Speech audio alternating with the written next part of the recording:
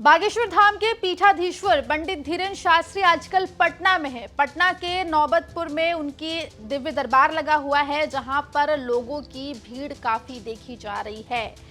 क्या है पटना का हाल, जहां पर पंडित धीरेन्द्र शास्त्री का दरबार लगा है, आपको इस रिपोर्ट में हम बताएंगे। नमस्कार, आप देख रहे हैं एमपी तक और मैं हूं आपके साथ आकांक्षा ठाकुर। दरअसल पिछले दिनों पंडित धीरेन्द्र शास्त्री, जो कि बागेश्वर धाम के पीठाधीश्वर है, वो पटना पहुंचे।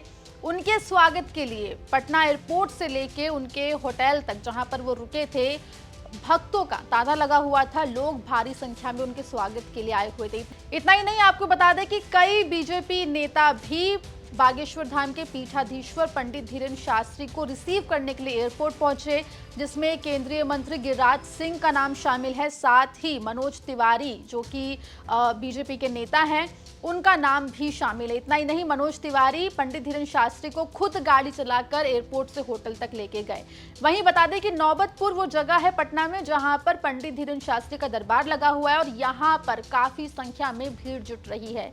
जो जानकारी मिली है उसके मुताबिक केवल बिहार ही नहीं, बल्कि बिहार के आसपास के कई इलाकों से, कई राज्यों से जो भक्त हैं, श्रद्धालु हैं, वो पंडित धीरेन्द्र शास्त्री की कथा सुनने के लिए पटना पहुंच रहे हैं।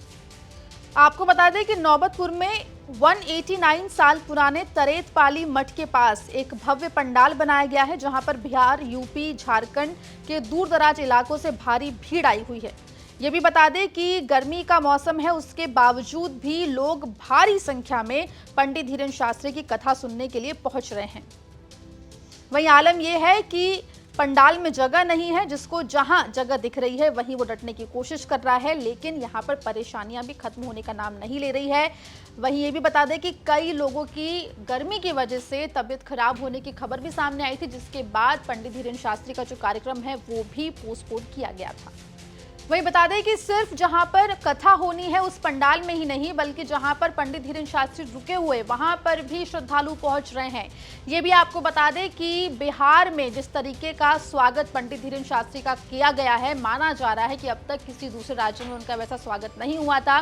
लेकिन फिलहाल दर्शकों को बता दें कि पंडित धीरेन्द्र शास्त्री का जो दिव्य दरबार है वो पटना में लगा हुआ है।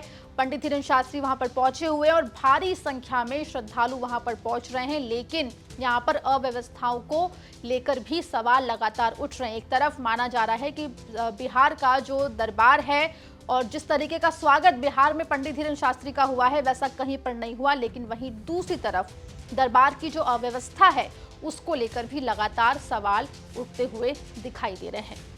मध्य प्रदेश से जुड़ी तमाम खबरों के लिए बने रहिए एमपी तक के साथ।